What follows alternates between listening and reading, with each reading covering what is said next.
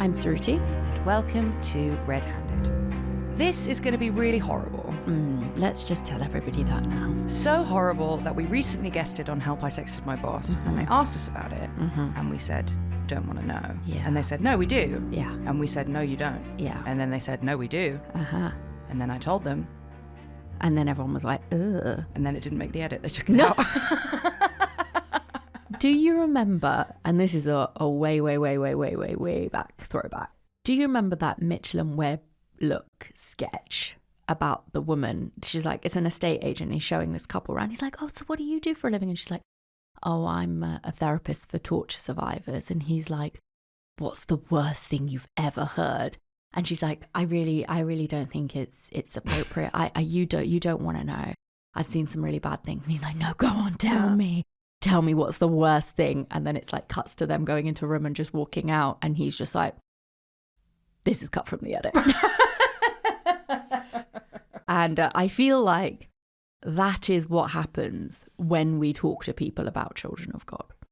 So I was recently on the tube with Sam. We had like gone out for a few drinks and we were out, so maybe Piccadilly, I don't know, somewhere. And there was a person playing a guitar. And she turned around. Prime Hare Krishna territory around there. Oh my God. I was in Chinatown the other day. Fucking Hare Krishnas up to my eyeballs. Handing out leaflets. Didn't give me one though, did they? Oh, because you're too brown. They were like, not you, not you. But yes, this woman, she turned around. She was wearing a denim jacket and it said, Children of God, emblazoned on the back. And I was like, oh my God. And he was like, what? And I was like, you don't want to know. And he's like, you're right, I don't. And I was like, no, let me tell you. And so we were sat on a packed tube while I did think I whispered to him all of these horrible things. We're about to scream at you lovely people. For 2 weeks. I know. It's a two-parter.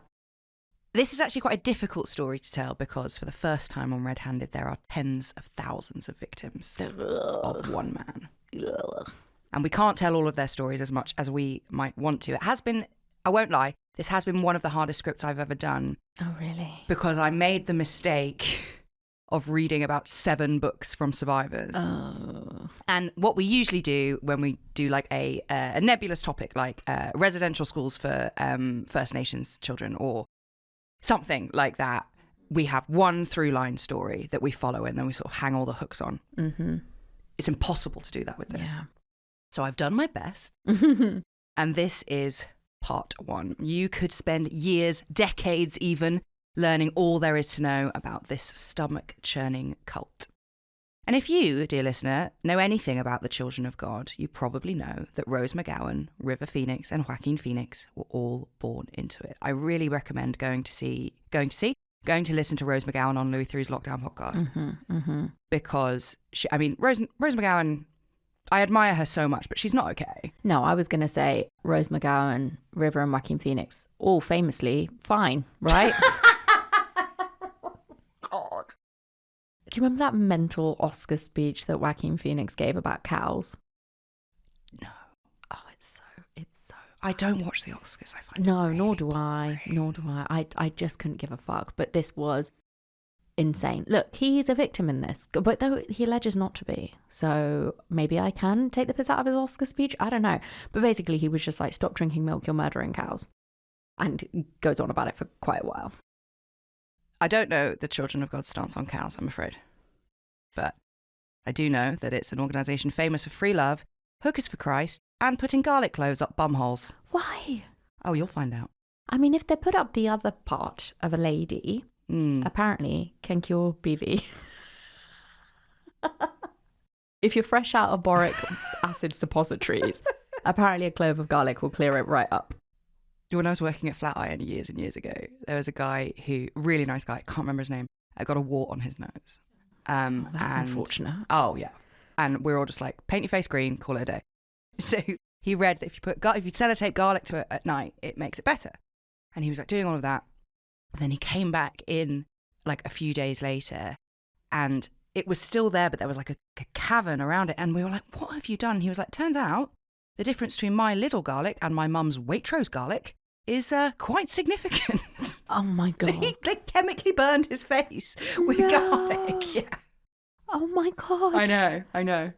Oh, I'm upset. I forgot about that until just now. Anyway, the Children of God are still technically going to this day. Yeah, that woman was playing her guitar loud and proud. And it's still going because, unlike Jonestown, Om Shinrikyo, and the Branch Davidians, there was no great end to the Children of God story. There was no raid, no terrorist plot, no Kool-Aid. I put that in because it rhymes. I know it was Flavor Aid before you all come and tweet at me. After dodging multiple child abuse suits, FBI investigations, and press pressure, the Children of God just downsized and changed their name. And that's why I'm surprised that lady was wearing a jacket that said the Children of God, because they're the Family International now. Maybe it was like a vintage. Maybe she picked it up in a vintage shop and she doesn't know what it is. Maybe she thrifted it and she just thought... Because if you take away the cult context, Children of God just sounds like quite a fun little hippie... Because, you know, that's kind of what they started out pretending to be. It just sounds like a bit of a fun hippie thing. And maybe she just, you know, picked up her Yale vintage sweatshirt and picked up a Children of God. Flower child. Yes. Yeah. Oh, I'm a child of God. Oh, I love it. I will wear it when I busk in Piccadilly Circus. And one true crime podcaster will be horrified and ruin her boyfriend's night. I feel like maybe that's what it is now. Maybe. Because we will never, ever catch them all. Or even a few of them, honestly. Officially speaking, the Children of God was not founded until 1968, and it ran for over 4 decades in its original form. It reached millions of people and converted hundreds of thousands looking for purpose into sex maniacs. The founder of the Children of God was David Berg. And he didn't really get going cult-wise until he was in his late 40s. So maybe it's never too late to start again. It's like one of those things you add to the list, like how Vera Wang didn't become a dress designer until she was like 50 or some shit, and Oprah Winfrey got sacked from her first journalism job. David Berg didn't even become a cult leader until he was 40. 49. 49? Oh my God. Though once he started the cult, David wouldn't keep his name for long because it wasn't sparkly enough or Bernie Bushy enough. Lots of name changes happen, so that makes it quite difficult to follow. So if you know the story particularly well and you're like, you've left out the name of this person, it's on purpose. Got it. But David Berg did not just drop from the sky or float up the Nile. He was the end of a long line of evangelists. Because nothing bad ever happens. In the beginning, there were the Bergs. The youngest David was born in Oakland, California, on the 18th of February 1919. And he spent most of his life on the road because all of his family wouldn't shut the hell up about Jesus. And they just had to tell absolutely everyone about it. And everyone meant everyone. Yep. Up and down the country constantly. That sounds exhausting. And also, Berg's dad, whose name is Halmer. Wow. Which, if I've said that wrong, I don't care. Sounds a bit Scandi, Icelandic-y. I think it's in that general in that area. So Halmer did minstrel shows alongside his mum's evangelical. Protestants don't have masses. What do they have? Services. And also, interestingly, Halmer, apparently he was a bit of a party guy when he first met Virginia, which is David Berg's mum's name. And Virginia's dad was very rich, so Halmer was like, I'll convert and I'll clean up my act so I can marry your daughter. Sure. And then Virginia was like, who the fuck are you? I didn't marry this boring ass bitch. Like, it's so, and Berg like points to it like throughout his adult. He's like, well, you know, it's just not what my mother wanted. She didn't want this, you know, straight-laced, church-going, sober guy, but that's what she got. Interesting. All of this travelling meant that David Berg spent most of his childhood in tents and in caravans. Up and down the country, the merry band of Bergs did go in true revivalist style. Berg's mum, Virginia, as I said, was a particularly special one of God's children. She claimed to have been healed by God as a young woman after she was paralysed from being thrown from a horse-drawn carriage. And Virginia was so good at telling this story that she landed a full-time preaching gig in Miami. And also a radio show, I believe. So the Bergs could hang up their travelling boots for a little while. And in Miami, David worked as his mum's assistant, never stepping into the limelight himself, at least not for now. He just drove his mum around doing whatever she said. In 1941, Berg claimed he was conscripted into the army at 22 years old. And whether he actually served or not, though, is a bit of a mystery. But he was struck down with double pneumonia. I don't know what double pneumonia is. No, nor do I. Both lungs? I don't know. Both lungs? I'll look it up. Double pneu. It's hard. It is hard. You are correct, both lungs. Oh, there you go. Oh, my little joke turned out to be a horrible fact. So yeah, he struck down with double pneumonia before he could actually even be deployed anywhere and was told by doctors that it was all over. So Berg pledged to the Almighty Father that if he pulled through, he would dedicate his life to holy servitude. It's not like he wasn't doing that already, by the way. It's very easy to say, oh, if I don't die of double lung pneumonia, then I will start drinking coffee every single morning. God. Now, other people who are not Berg say that he never went into basic training and actually signed up for divinity school after he was drafted in order to get out of going to war. Yeah. And I think we know which one we believe. Yeah, draft dodging is a favourite of the American president, one might add. But yeah, I don't believe for a second that he actually signed up. But they say, this is the tricky thing, is that some of the books that are listed in the show notes, some of the books that are written by survivors, some of it they still believe. So one of the, I think there's one called Sex Cult Nun. And it's in Sex Cult Nun, I think, that I read that, and he was so desperate, he was such a patriot that even though he could have got out of it, he signed up. But then you read something that's not by a survivor and they're like, no, he fucking didn't. Yeah. Interesting. Well, the one thing we know about David Berg and all cult leaders is they're very good storytellers, very good spin artists. So who the fuck knows what is true and what isn't. But perhaps this kind of lying ran in the Berg family. If you believe Berg's children, Virginia's horse and cart accident never actually even happened. Actually, in the 5 years that Virginia claimed to have been bedbound, she was actually attending Christian university to cover up the birth of a child that she shouldn't have been having at all because she wasn't married. Oh, no, she was married. It just wasn't Hummus. Oh, I see. So Virginia's story of miraculous godly recovery was probably a total pile of shit. But the key point to notice here before we move on is that even in this early stage of Berg's life, lying, when connected to ministry for Christ, was totally fine. Fraudulent stories about a horse accident or double pneumonia are completely and utterly fine to spin, as long as they end up bringing people to Jesus. The means to an end theme is going to come up a lot over the next couple of weeks, so I hope you are ready. But whether Berg actually joined up or not is pretty irrelevant, because in no time at all he was back being his roving reverend's mum's little bitch boy. He wanted to preach, but he also knew, he wrote later in life, that Virginia needed a few more years in God's holy light. In 1944, Berg met and married his wife Jane Miller and managed to wiggle away from his mum a little bit. He and his wife Jane managed to push out a couple of kids. The girl, Deborah, would go on to write an expose on the children of God and what her father, David Berg, would go on to become. I'm afraid it's not very good. The book. It's kind of the worst one for unsubstantiated stories that cast Berg in a very positive and then very negative light at the same time. So I actually think the article I read the most, that I trust the most, that I think is the most neutral, because it's an academic paper. It's Lustful Prophet, A Psychosexual History of the Study of the Children's God Leader David Berg. That is Deborah says this. I can't find it anywhere else, so I don't know. Not to shit on Deborah, she went through a lot. But it's not the best of the books. Sure. The best of the books is Jesus Freaks. Okay. Yes, I've heard of Jesus Freaks. Cool. So living his new married life, Berg finally got round to actually being ordained, and he was sent off to spread the word in Arizona. This placement did not go particularly well, however. Berg and his followers claimed that he was relocated away from this parish because he asked the white people to share their wealth with the Native Americans and the Mexicans. And apparently the whites didn't like that very much. No, we don't like that. So they ran him out of town.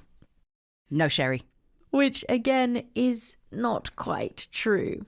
The details are actually a bit unclear, but it seems as if the real reason that Berg got run out of Arizona was a lot more to do with some kind of sexual scandal than it was to do with, well, literally anything else. Deborah Berg claims that this scandal was actually an affair, including Berg's own niece. Yeah, one of the things she writes in her book is that her father told her that he wanted to stay married to Jane, but he also wanted to have his niece as like a concubine. So yeah, raised eyebrows for everyone. Mine have disappeared. But for now, let's focus on the sharing aspect of this for a second. He's asking the white people to share with the Native Americans and the Mexicans because David Berg was Suruti Bala's favourite political persuasion. It's a big fat commie. It's very Jonestowny. At least the way Jim Jones presented himself, David Berg kind of presents himself in a similar way. Would you say at the start? Yes, I think that the Children of God is what happens when Jim Jones and Joseph Smith have a baby. Okay. Got it. Because, yeah, Jim Jones very much was like, oh, this is going to be a communist utopia. Yeah, look at my rainbow family. We're all going to share everything. It's about racial equality. It's like, yeah, okay. So tell me how this didn't work, Hannah. Because actually being communist is quite a Christian thing to be, no matter what American politicians want you to think. And we've spoken about tithing before in our Mormonism episodes. Lots of not cults, lots of quote-unquote legitimate religions expect tithes from their parishioners, usually around the 20% mark, as in 20% of household income goes to your church. And most Catholics' first major sin is stealing from the collection plates. Everyone's done it. And it's also the only crime that Adnan Syed has ever admitted to. Definitely not the only one he committed, though. So, whether we like it or not, money and religion are intertwined because you need money to live, and a lot of people need religion to live as well. They always have been. Almost one in the same. And one thing Berg was really good at was finding passages in the Bible to justify anything and everything he decided to say. Having said that, he is far from the only person to claim that Jesus was a communist. But here is the bit from the Bible that Berg used to justify the idea that everyone should share stuff with everyone else. It's Acts 2:44, and it is all the believers were together and had everything in common. You can't argue with it. It does say that. It's what it says. And unlike us uptight Brits, Berg came from a tradition of Christianity that was not afraid to rock the boat. We're far too scared after the whole Anne Boleyn debacle. We'll do whatever we're told now. I'm actually rewatching The Tudors. Do you know what's happened to me? Is after we did... I think after I did the Lady Jane Grey episode for shorthand, somehow I've got onto the side of TikTok where they only talk about Tudors. Interesting. Yeah. And so I know... Did you know that Catherine Howard was only 19? Yes. When they killed her. And there's this really tragic bit where she's like locked up in the palace and she runs down the corridor to try and get Henry to save her, and then she gets dragged back. Yeah, and how she asked them the night before she was going to have her head chopped off for the executioner's block so she could practice putting her head on it again and again and again. And also all the horrible stuff that happened to Catherine Howard when she was like a teenager. She was definitely like all sorts of sexual abuse. Oh yeah, by her piano teacher. Yeah. So no, I'm very familiar with the Tudors because I've spent far too long watching so many videos about them. Why am I doing that? I don't know. But it did like ping in my brain even when you were like, he just looked in the Bible to find a verse that fitted what he wanted, which is exactly what Henry does in order to be like, I need to get a divorce. Yep, let's dissolute the monasteries. So dissolve anyway. the monasteries. Dissolve the monasteries, the dissolution of the monasteries, dissolve the monasteries. I'm having a stroke. Please go on. But anyway, this episode is not about Tudors. We are staying in America. Because there, in particular, the attitude of the pilgrims fleeing Britain to be more hardline was alive and well in David Berg's heart. And there was a significant air of not wanting to be ruled by the church, but to actually take the Bible word for word and not all the made-up Catholic stuff, like indulgences, etc. Which is all made up by the church. It's not in the book. And that is the tradition that Berg was born into, the Pentecostal model. The Bible is it. All additional religious rules instilled by men in dresses are not part of the vision. Which Americans are just a lot more game for. Which may sound noble, especially if you love Jesus or whatever. But it also lays the foundations for cults. Because the Bible is so long and so old that you can make it say whatever you want. And that is exactly what David Berg did. He just mixed it up with the naivety of the hippie movement. Unfortunately, to great success. Did you know that Christianity was in Africa before it was in Europe? No. The Ethiopian Bible is much, much older than any Bible that we have. Wow. So like the type of Christianity in Ethiopia is very unique. Oh, it's interesting, isn't it? interesting.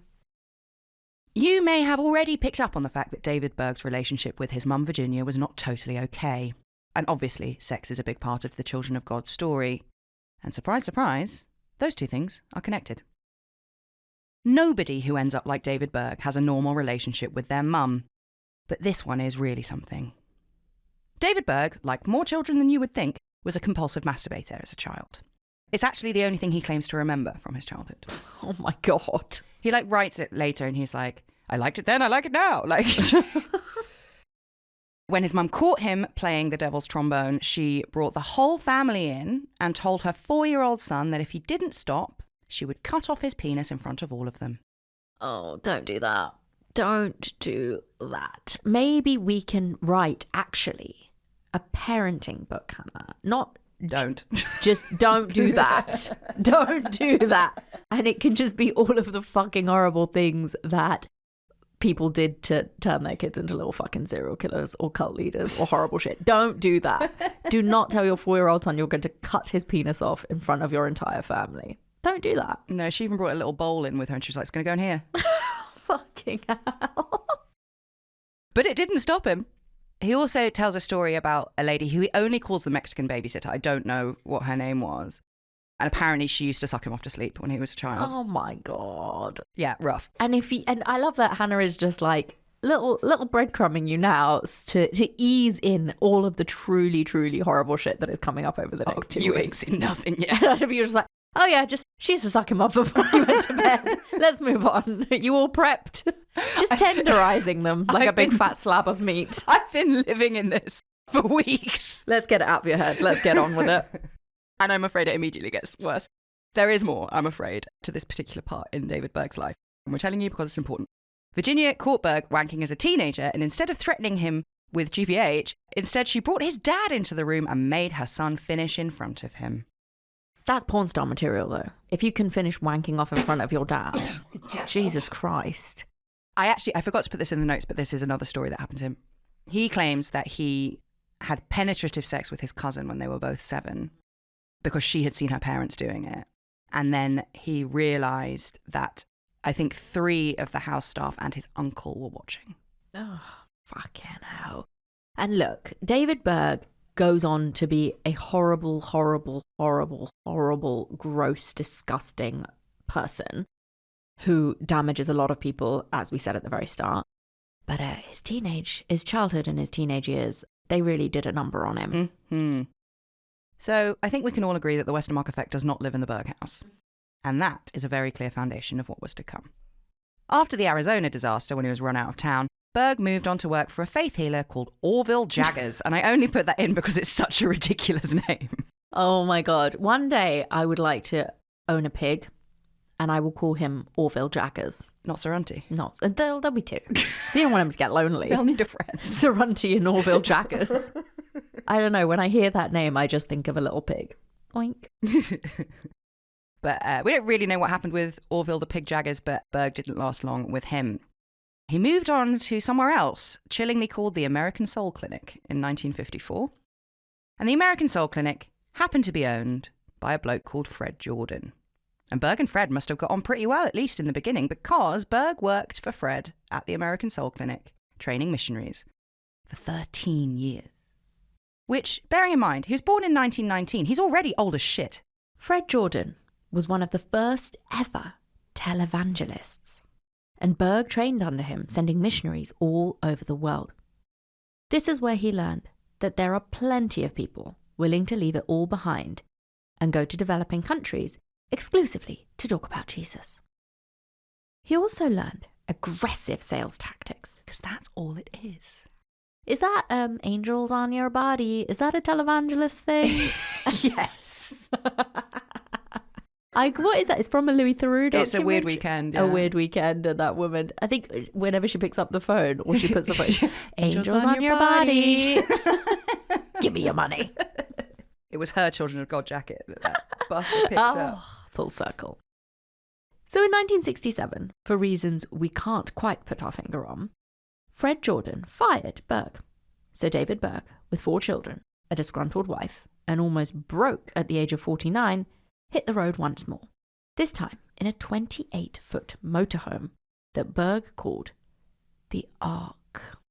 Isn't that what we talk about all the time? killed her babies. Andrea Yates. Didn't Andrea Yates' husband call their motorhome the Ark? I don't know if he called it the Ark, but they definitely lived on a greyhound. I'm currently proofing the book for an upcoming paperback version. Stay tuned. It'll make a great Christmas present. If he did, we didn't put it in the book. I feel like we would have put it in if it was true. But he definitely made her live on a greyhound bus that definitely did not help her psychosis one tiny little bit. And Berg forced his entire family to also live on this bus while he drove it around, and he also made them sing for their supper. Now, I don't know when as a society we lost our appetite for travelling theatre troupes of children, but I, for one, am glad that it happened. Yeah. Let's just stop doing that. Let the children go to school. That's what I say. I would agree. Maybe this is why we all got over it as a society. The Berg family singers, as they called themselves ingeniously, was a complete and utter flop. And that meant that David Berg, now in his 50s with the loads of kids and no money, had to come up with another plan. And being a creature of habit, that plan involved his mum, Virginia. Virginia was in her twilight years living in Huntington Beach, California, home to the National Surfing Museum. And perhaps in an effort to impress his mum, Berg changed the name of his Von Trapp extravaganza to Teens for Christ. Oh, I remember that. And joined Virginia on the beach. That is another classic vintage tea, if I ever saw one. The Teens for Christ in like a jazzy font. And there in Huntington Beach, Berg started forcing his spawn to sing in somewhere called the Light Cafe to the hippies, who probably hadn't had a glass of water for a week. There were also free peanut butter sandwiches involved. That's how they lured them in. I'm there.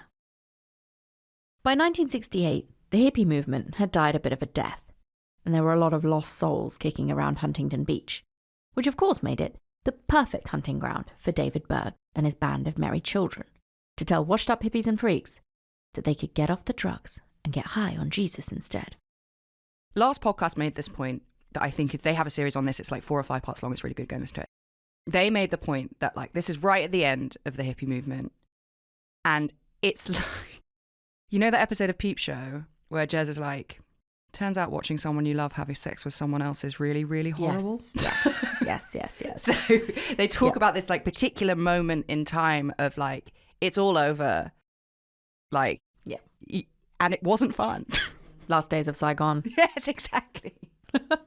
No, it's true. I think a lot of the times you see this sort of cult formation happen in times where a particular society is going through some sort of flux. Like if you look at, for example, Aum Shinrikyo, the religion pre-Aum Shinrikyo in Japan had been very much Shintoism, like state Shintoism, and the emperor was this divine being, like a literal god on earth.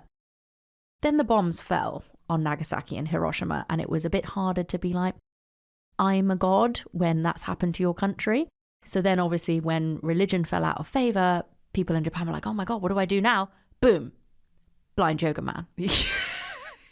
It's kind of, obviously, I'm not saying that he was a good person, but it is kind of genius. Like most like quote unquote successful cults, they just happen at exactly the right moment in time. Absolutely. You know, one of the things that we talked about ad nauseum on Sinister Societies, our short-lived series that we did a while back, which actually was really good. We just like couldn't keep doing it because of other things.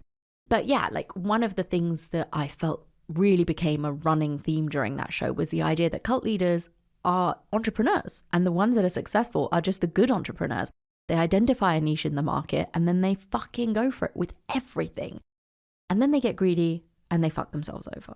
Which is why I do think it's interesting that the Children of God / Family International has managed to survive.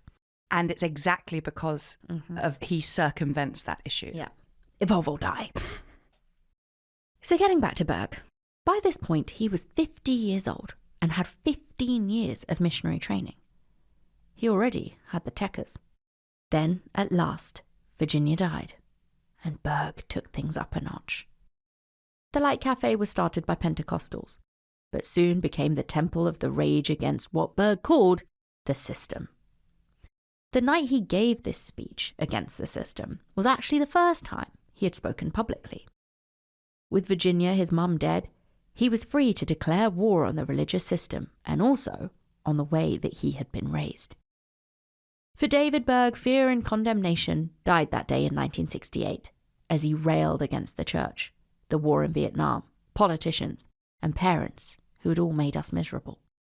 This is a huge turning point for him when his mum dies, because when he was attempting to be a minister himself, but she was still alive, she was like, "You're just a knockoff Fred Jordan. Who do you think you are?"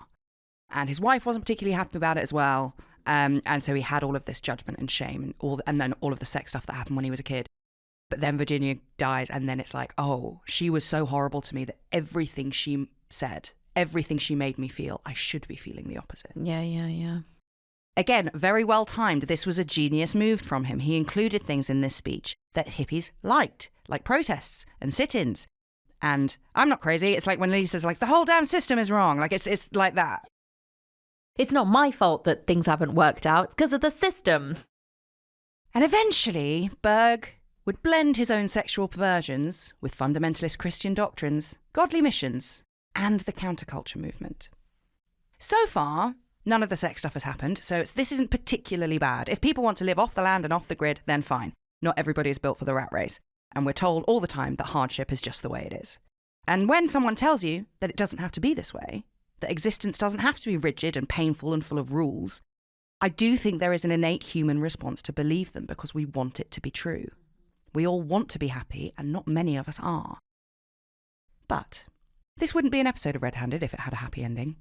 The people that Berg was recruiting from the Light Cafe had already turned their back on the system, and Berg just took advantage of it.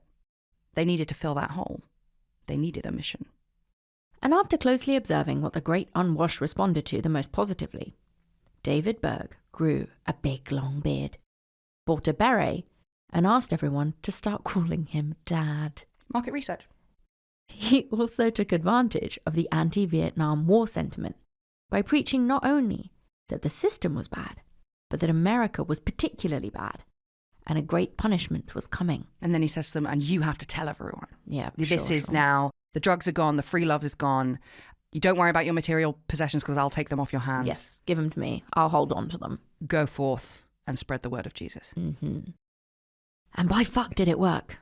As soon as David Berg upgraded Teens for Christ to the Children of God, David Berg's followers were in the hundreds almost overnight. They'd go to like university campuses and stuff and car parks and like flyer people. Mm. And it was actually a journalist that called them the Children of God first. And he read it and he was like, oh, I like that. And they would get like moved on from all of these places. And that obviously he just used as like, well, they're persecuting us because we're right. One particular recruit in the hundreds was young, virginal Catherine Zerby. And she caught David Berg's eye in 1969. She quickly became his secretary. And her virginity didn't last very long. If you even tangentially know this case, the name Karen Zerby is going to send, like it just did for me, a little chill up and down your spine.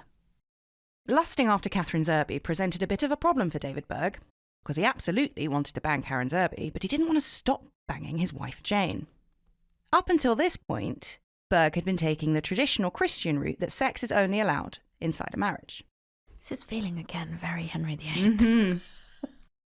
In these very early days, Berg even insisted that the leaders of his pamphlet teams, his witnessing teams, could only be married couples. So, Berg, being Henry VIII, came up with a way around it. The way he got around everything. Justifying his actions with passages from the Bible. And let's face it, it is in there. Loads of people in the Bible have multiple wives. So Berg changed Karen's name to Maria and moved her into the ark with his first wife, Jane. Two of everything. Jane couldn't argue with Berg, and she didn't make her discomfort known in the group around her, but she did cry quite a lot and made a point of not being in the caravan when Karen Zerby was there. And Jane probably didn't love that her husband started to refer to her as the old wine and the old church. And to Karen, he changed her name to Maria. He now called her Mama Maria, the new wine or the new church. Mama Maria is a lot more sexy than the old church. And he would use them as parables almost. He would refer to Jane as the old church being stuck in her ways and not following new revelations. And then along comes Catherine Zerby. He's like, it doesn't have to be this way. She's the sexy new church, willing to do anything that David Berg asked of her. Mama Maria was the answer to David Berg's prayers, or so he wrote. He publicly took Maria as a second wife, And Jane got a younger second husband. Good for Jane. You know what? Yeah. For now. For now. Berg also came up with a new name for his followers. And I hope you are all ready to vomit. Because he called them, the women especially, babes in Christ. Just, why not? Why not?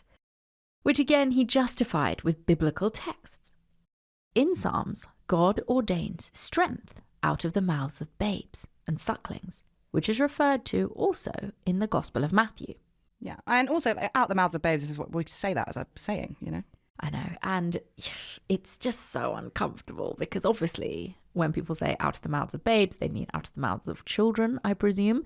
And here he's like babes in Christ, but also he does love children. Mm-hmm. Spoilers. And I hate myself for saying this, but Jane getting a new, younger second husband, I'm like, gets a lot younger. I'm just prepping the people, Hannah. Just prepping the people. I know. So with Virginia, David Berg's mother, now out of the picture and no one left to ridicule him, David Berg began to make prophecies. He would predict the end of the world 3 times. And spoilers, it never happened. He's very specific too. Mm-hmm. It's just that's your downfall. That is a mistake. But he survives every time. Like, they always come back. Well, that is good going. That is good going. Going back to Jonestown, Jim Jones moved his lot up to Ukiah because he was convinced it was the only place that would not be destroyed by the nuclear weapons that the entire world was extremely worried about. David Berg, however, took a different route. He predicted that an enormous earthquake was going to swallow up all of California, so he decided that he was going to have to leave Huntington Beach. But, unlike Jim Jones, crucially, David Berg said that not everybody could come with him. He left some followers behind in 1969 in Huntington Beach, just in case. And this is why he survives so long. Decentralized government. And eventually, after some time on the road, witnessing and singing and doing all sorts, the Children of God decided that it was commune time, and they all moved to a ranch in Thurber, Texas, owned by none other than Fred Jordan. And he basically says, yeah, you can live there, but can you do it up a bit? So they've made friends, apparently. Mm-hmm. And the members were asked to give up all of their worldly possessions and categorized into groups based on the 12 tribes of Israel. Every tribe had a different job. It's like in Brownies when you're like an imp or a pixie, or it's like that. As the 12 tribes of Israel with different jobs, they wandered through the wilderness in God's grace. The jobs ranged from scavenging for food in bins to just basic admin. Someone's got to keep track of all the wealth he's accumulating and how to hide it from the tax man. But the foragers were not allowed to eat anything that they found. They had to deliver it straight back to the top of the cult food chain. So at this stage, let's recap. Polyamory, fine. Sex outside of marriage, still a no-go. But that's not going to be around forever. And we have got so lots of time for the horrible sex stuff that is to come. Berg was convinced that he was leading his disciples across the United States and eventually away from it entirely, as Moses had led the Jews from Egypt. Berg's obsession with Moses is one of the reasons this never blew up in his face. He never said that he was God, only that he was a conduit of God. And I think that is an important point to make. A lot of cult leaders get very carried away. They may start off just using pre-existing religious mumbo-jumbo to get people through the door. Pretty soon they escalate to saying that they are the one and only God on earth. Berg doesn't do that. No, and again, that's another reason that he gets away with it. It is an astonishing amount of restraint for a man who shows so little in every other aspect of his life. So Berg identified with the Prince of Egypt so much that he actually changed his name to Moses. But we're not going to call him that because fuck him. I didn't call Sean Coombs P. Diddy. I'm not going to call David Berg Moses. No, we won't be doing that. So yeah, just know he legally did change his name to Moses, but we are going to continue to call him David Berg. So this takes us up to January 1970, where Berg, the new and the old wine, and hundreds of babes in Christ were at the ranch in Texas. In cultology, communal living is a big turning point, and this is what happened on the ranch. Those living there not only had to change their names to biblical ones, they also had to cut off all ties with their family and friends. Yet again, Berg had biblical backup for this. Luke 14:26 reads, "If anyone comes to me and does not hate father and mother, wife and children, brothers and sisters, and yes, even their own life, such a person cannot be my disciple." Bummer. Because you must love only me. Wow. So you can't argue, as I keep saying, that it's not in there and that Berg didn't know it. He knew his stuff. He knew the Bible back to front, and he wanted his followers to know it too. Every member of the Children of God was expected to memorize 300 biblical verses within the first 3 months of living on the ranch. And actually, on the ranch, the only thing that the Children of God were allowed to possess as their own was their Bible. Everyone had their own Bible, and that was yours, but it was the only thing that was yours. Everything else was shared. Clothes, shoes, hairbrushes, everything. Ew. Toothbrushes? Didn't ask. Wow. Let's have a look at a normal day out on the ranch. Mornings were dedicated to Bible study, and then the Israelites would be given their orders for the day. Orders would be fulfilled with one's assigned buddy. Like the Mormons on mission, a person could never be apart from their buddy, even when they went to the loo. Oh, and when they did go to the loo, they were only allowed to use 2 sheets of toilet paper per bathroom visit. But still, Berg, being a man of the road, sent out teams to recruit yet more babes in Christ. He sent out teams across the whole of the North American continent, whilst maintaining the base at the ranch. And then one day, Berg got a call from God, who told him that America was so last week, and the East was the new frontier. And so Berg sent 4 6-person teams overseas, and the true legacy of the Children of God began. Remember, up until now, sex was only permitted between married couples, but Berg had grown tired of his own law. So he gathered up his inner circle, including his 4 children and their spouses, and they all went to a motel in Dallas. And in that motel room, with his actual own biological children, Berg changed that rule. He told his closest acolytes that the rules in the Old Testament, no adultery, for example, are conveniently superseded by the golden rule from Matthew 22:36. Someone asked Jesus, "Teacher, which commandment is the greatest in the law?" And Jesus declared, "Love the Lord your God with all your mind. This is the first and greatest commandment. The next one is the famous one, love thy neighbour as thyself." So Berg told his top brass that as long as everything they did was in love, they could do whatever they wanted. So basically, as long as you can quote some Bible verses, you can fuck whoever you want. And then David Berg watched all of his children fuck their partners in front of him in that motel room in Dallas. Shortly after, presumably after growing tired of just watching, Berg came up with the concept of sharing, where married couples could swap partners with each other, which also meant that separated couples who were sent on missions to different places could basically fuck whoever they wanted. This is how revelations from Berg were passed down to the eventual thousands of followers. First, he tested his new plans out with his nearest disciples, so basically his actual children, and then the practice would trickle down through the elected officials. And yes, I say elected, as more of the Children of God spread across the world, a very effective system of governance was actually put in place. Each, for want of a better word, colony had a leader called a shepherd. They were elected by the groups in which they lived, and then they reported to an area shepherd. These group homes and colonies quickly spread all over the world, particularly outside of Europe, because Berg taught that the East was far less corrupt than the West and therefore much easier to save souls in. So, yes, that is so very convenient and so very, very telling. He's like, it's very Jim Jonesy again, who's like, let's just move to Guyana, where like people aren't going to ask as many questions about what the fuck I'm doing with all this fucking cyanide and Flavor Aid.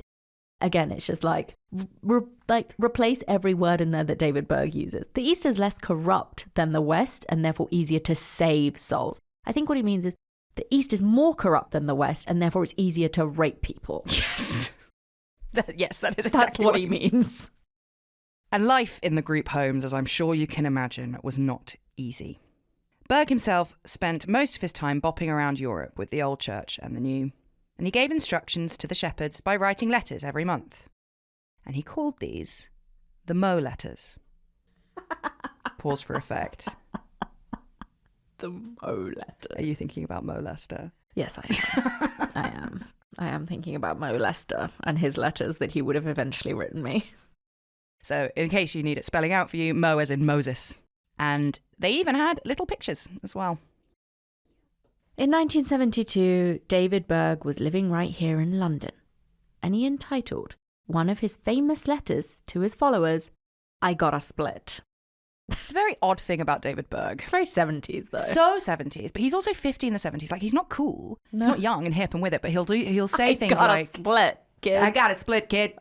And he's like, "Hey, Ma, burn your bra." Like, he'll just like say, he speaks in rhyming couplets quite a lot and uses a lot of like new age Oh my God. funky talk. Oh my God.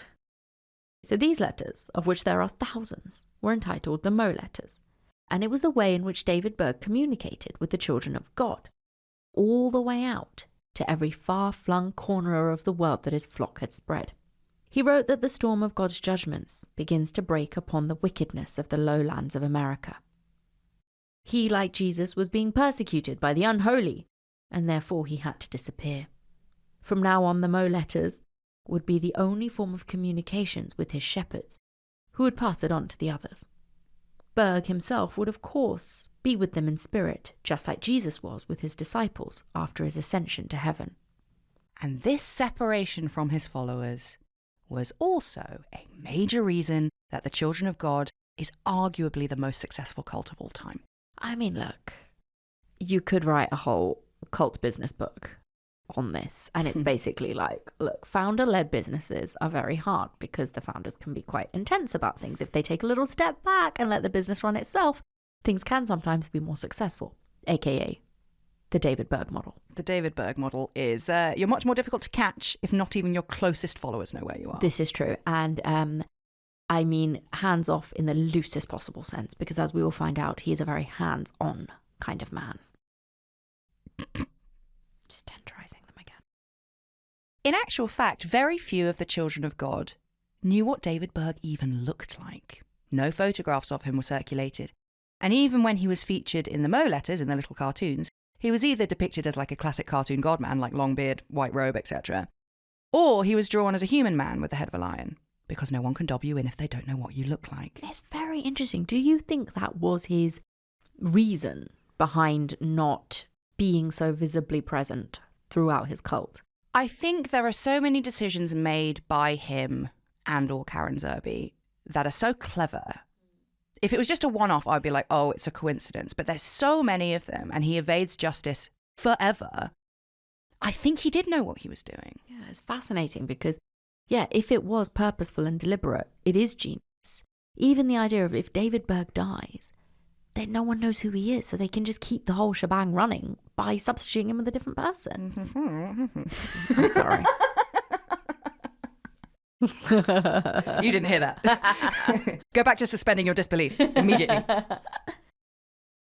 So, this sudden shift from spiritual being rather than colony visitor might have had something to do with New York's Charity Fraud Bureau investigation on Berg and his associates for fiscal chicanery and perversion of the course of justice, because it did happen at a similar time.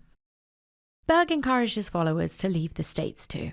So in 1973, there was a mass exodus of the Children of God for over 130 colonies all over the globe.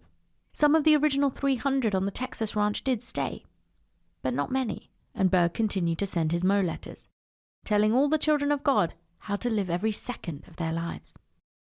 Now, if you want to go and look at the Mo letters for yourself, then you can give them a quick Google and they are there for your viewing displeasure. But we really wouldn't recommend it. They are incredibly graphic, and quite a lot of them involve, no surprises, child molestation, gang rape, and really awful cartoon images. I have seen these before, and I would just say don't do it. You just don't need it. Like, nobody needs to watch the Serbian film. Nobody needs to read the Mo letters. They are either incredibly boring, of like how many times you should take a shit a day, or they are just Child horror. rape. Yeah. Now, what we have attempted to do instead is collect examples of some of the most batshit things that Berg wrote down in his Mo letters without making us all so depressed that we want to end it all. Yeah, we've read them. You don't have to. One of the first Mo letters that he ever sent out confirmed that sharing spouses sexually was fine because Jesus loved sex. It's actually the devil that hates it. What? Plot twist. And he went on to explain that sharing was also fine because the wife of one man was the wife of God and therefore everyone else's wife as well. And it was also unfair for single people to be lonely and left out. In addition to that, he wrote that having sex in front of children was totally fine because there is no shame in sex. Oh, so he's like a sexual communist as well. Oh, yeah. Everyone gets sex. No one is left out at the sex, whether you want to give them the sex or not. And children were also told this in their own version of the Mo letters called Kids with a Z. No.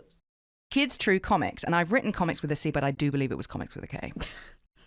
And in these comics, the children were told that everyone sleeping in the same bed was fine and that nobody should be wearing underwear in bed, and adults were encouraged to check this before bedtime. Ugh. Children were told that when the end times came, they would be able to shoot lasers out of their eyes and fire from their mouths in order to defeat the Antichrist. They were physically trained from young ages, literally preparing for war. And because the only other books they were allowed to read were the Three Musketeers and the Count of Monte Cristo, the children wholeheartedly believed it.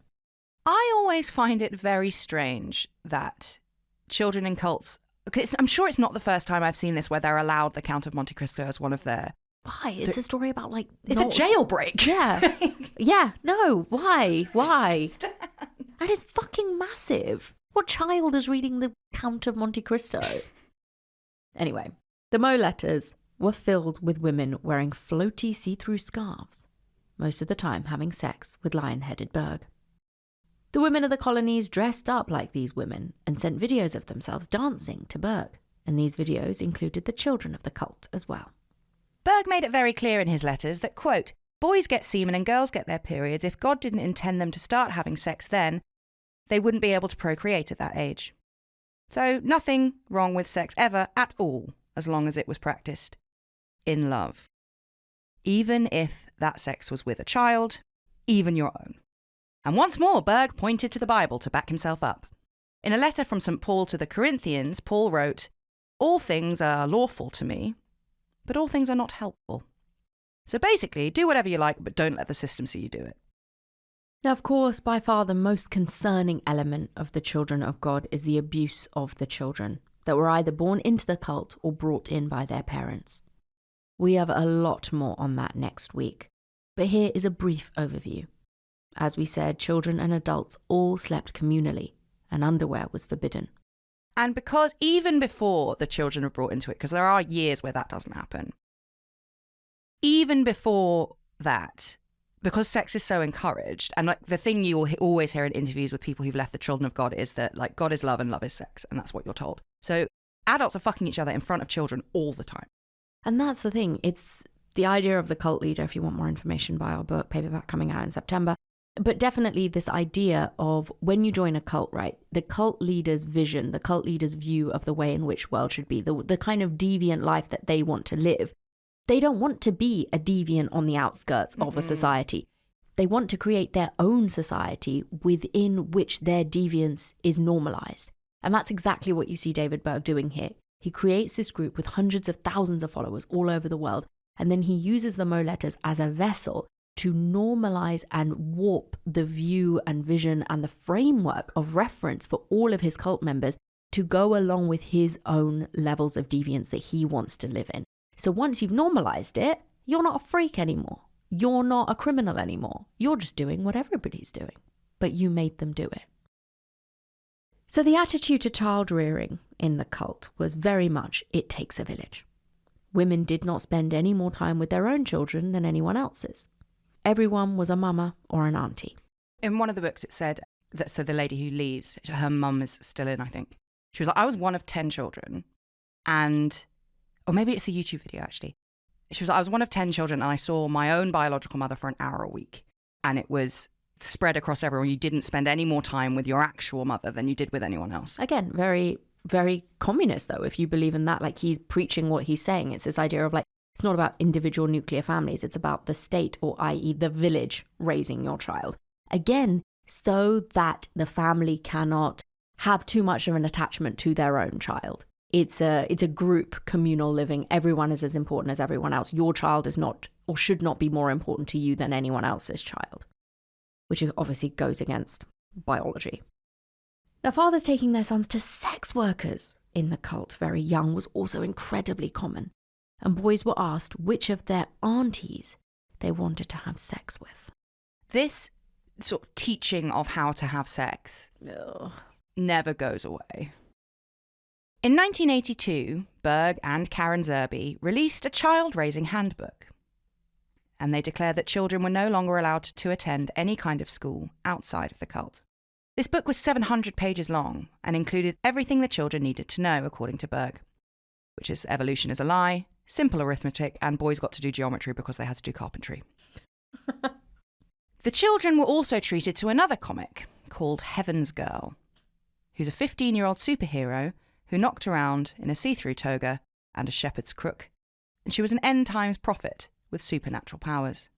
Her escapades came to the cults monthly with the Mo letters. And there are lots of stories about Heaven's Girl. There are hundreds and hundreds of editions. Again, you can find them if you want. I wouldn't recommend it. There's one story which I haven't been able to get off my head where Heaven's Girl is captured by a gang of soldiers and she's raped by them. And then they throw her to the lions. But instead of fighting the sexual assault off, Heaven's Girl, whose name is Mary Claire, she submits to the rape and whispers about Jesus to the soldiers as they rape her. And that makes them feel so guilty and filled with the word of Christ that they come back and rescue her from the lions and she is completely unharmed. Except having been gang raped. Sure. But minor details. Well, that's one of his catchphrases is you don't have to worry about rape in the children of God. It doesn't happen. Yep. Because women are just told that they have to submit. Yeah.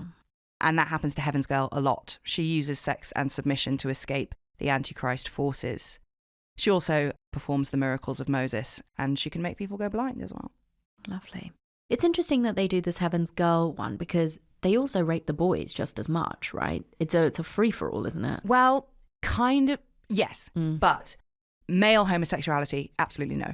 So the women were allowed to fuck the little boys, but David Berg was very much like he called them sodomites. So that wasn't fine. Lesbianism, totally fine, obviously. Sure. But so all of the boys were raped predominantly by the older women. Yep. And again, with cult formation, this is one of the most interesting things, right? It's that move from you just doing perverse things and trying to get away with it to the power and the gratification it would give someone like David Berg to take quote unquote normal people, because there's hundreds of thousands of people in the cult. They can't all be pedophiles. They can't all be child sex offenders when they join, because that wasn't even, like you said, a part of the deal at the very start. So his power and control and that glory for him comes from taking relatively normal people that he finds to join this cult and then not just normalizing his fucked up deviant worldview onto them, but then also getting them to commit the most heinous crimes imaginable, like raping their own children. It is mind-boggling. So what we've never been able to get our head around is how all of this came from the mind of one man. There are thousands of Mo letters, and I mean thousands. And I think it was something like, I read, it was like 3 million pages were distributed by the Children of God every month in their height. It's unbelievable. But then maybe, it's not like he's doing anything else. No. He's got, and George R.R. Martin, not comparing him to David Berg, but people can come up with entire worlds just because my brain can't do it. No. But I think the bigger question here is also, how could a mind like David Berg's become so completely depraved when it came to sex? Well, we've got a little story for you that might explain some of the origins. When Berg was 19 and driving his mother around, he wrote in one of his Mo letters that he was sharing a bed with his mother on the road. It was cold, so she wrapped him up in a warm embrace. Apparently, Berg's first reaction was one of shock, but he also admitted, "I think for the first time in my life I had sexual feelings about my own mother." He describes how attractive she was in her thin nightgown, and then how he got a massive boner. He wrote in a Mo letter, "Had I been less of a square, I may have been more responsive. It could have been a beautiful sexual relationship." Okay, look, he's 19 years old here, and he has also been under the thumb and under the control of his mother, who is, I think, safe to say, an incredibly domineering woman his entire life. So whatever was going on here, she, we can say, is absolutely the instigator because David Berg was terrified of her. Mm-hmm. So she is the one with all the power. She's the one with the control. And for everything David Berg goes on to become, the roots of it lie in his own sexual abuse at the hands of his mother. I think that's probably safe to say. But before we let you scuttle off to mentally prepare yourself for what we have in store next week, we're going to throw in a bit of Children of God trivia for you that's not widely reported on. Berg was big mates with none other than Colonel Gaddafi. Why not? Berg was actually invited to Libya by old plastic bag face, and he saw this as an opportunity to spread even more of the word. So he took plenty of his women with him to fuck all of the Libyan leaders. Berg and his harem actually stayed in Libya for 2 whole months. But as soon as it became clear that Gaddafi had literally no intention of converting, Berg went back into hiding and back to his old tricks. I think the point was that Gaddafi was hoping that the Children of God, because they're American, would use their reach to publish positive things about his regime. But they didn't do that, obviously. So everyone lost in the situation. Yeah, I mean, Gaddafi must have just been told, oh, this guy, he writes like 3 million newsletters a year and it has an incredible reach all around the world and he's American. But I can imagine that even Colonel Gaddafi was quite glad when David Berg left Libya. And that takes us up to 1974, when Berg and his nearest and dearest were living right here in London. And Karen Zerby started to fuck a lot of people who weren't David Berg. And Berg wrote this into the Mo letter scripture, called it flirty fishing, which we're going to tell you all about next week. Come back then if you're brave enough. Yep, I don't know if I am. And I promise to explain the garlic and bum holes as well. Great. You don't want to leave that particular plot hole a gaping. Ew. Let's leave. Okay, that's it, guys. We'll be back next week for part 2. We will see you then. Goodbye. Bye.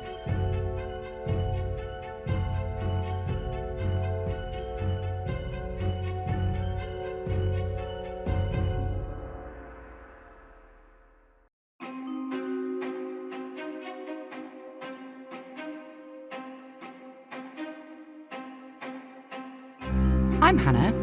I'm Suruti. And welcome to part 2 of your worst nightmare. I'm just going to move this mic because it's right in the way of your face. I'm also going to turn that down a bit more because it's very loud in my ears. Better? Better. Much. Now I can hear with more clarity all the horrible things we're going to say. Indeed. There's a bit later on that actually made me cry. Oh, no. Yeah. Oh, my God. Okay. I'm preparing myself. Prepare yourselves too, listeners. It made me cry so much I didn't actually put it in the script so I could decide if I was going to say it or not. I think you will say it. I think I will say it too, Yes. but, you know, let's play the game. Last week, we left you with a trip to Libya. And this week, we're going to kick off with some musical facts about the Children of God. A Bergian dancing troupe called Les Enfants de Dieu reached number 1 in the charts in France in 1974 with a number called My Love is Love. Inspired. And on the continent, they were properly famous. They even went on tours and were on TV and stuff. And speaking of the properly famous, Jeremy Spencer, guitarist for Fleetwood Mac, joined the Children of God. No way. Yes way. What? In fact, Fleetwood Mac had to cancel a gig at Whiskey A Go-Go in LA because the rest of the band turned up and Jeremy Spencer never showed. And they found him ages later, shacked up with the Children of God. Any further releases he made from his solo outfit, Jeremy Spencer and the Children... Nope. No. ...were produced whilst he was an active member of the cult. And the most popular of his songs was called Cool Breeze, which is still a favourite in beach bars across the world. I know I talk about Dan Schreiber's show all the time, but it is really good. He had Bexy Cameron on, who grew up in the Children of God and left, and now she has a book and a documentary series called Cult Following. And she said she was in Ibiza and Cool Breeze came on and she was just like, fuck off! Oh my God. Anyway, music was a big deal in the Children of God, and so was sex, as we all learned together very horribly last week. This second and thankfully final part of our series on the Children of God is the one where we are going to take you through the Children of God's most famous recruitment technique, flirty fishing. and the devastating effect it had on the people it involved, and worse, those who were brought into the world because of it. Flirty fishing, like everything Berg ever instilled in his follower structure, was trialled first with his inner circle. This time, it was Karen Zerby's turn to take the lead. Karen Zerby is tricky for me because she definitely was indoctrinated by Berg himself when she was super young. But she also makes my bones feel cold. Yeah. It's hard to completely hate her because she was indoctrinated and groomed, etc., etc., etc. And we don't know what happened to her because she's never spoken about it. But the fact is, the things that she did and is probably still doing are horrifying. So it's really hard. I do know where I stand on her. I just feel weird about it. Yeah, I think it's tricky because it's like with anybody, right, who goes on to commit terrible offences as an adult. We often do look at their childhoods and we're like, okay, there's horrible abuse here. There's something awful that happened. To what extent that mitigates your choices as an adult, I don't know. Here it's different because the person who did it to her, Berg, is still very much in her life manipulating her. I think I'm more on the fuck you Karen Zerby side, but let's see where we end up. I have also seen it written that she wasn't the sharpest pixie in the drawer. So easy to manipulate, maybe, but still does some really fucking horrible stuff.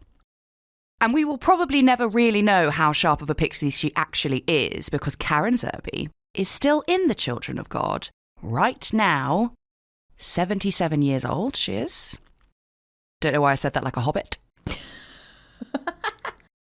And Karen Zerby is actually the head honcho now. Some sharp to her. Well, I guess. You know better than I do. Let's see. I mean, she just never says anything. So it's... Also quite sharp, though. Yeah, that's true. Yeah, also the Children of God are now called the Family International. You can go on their website.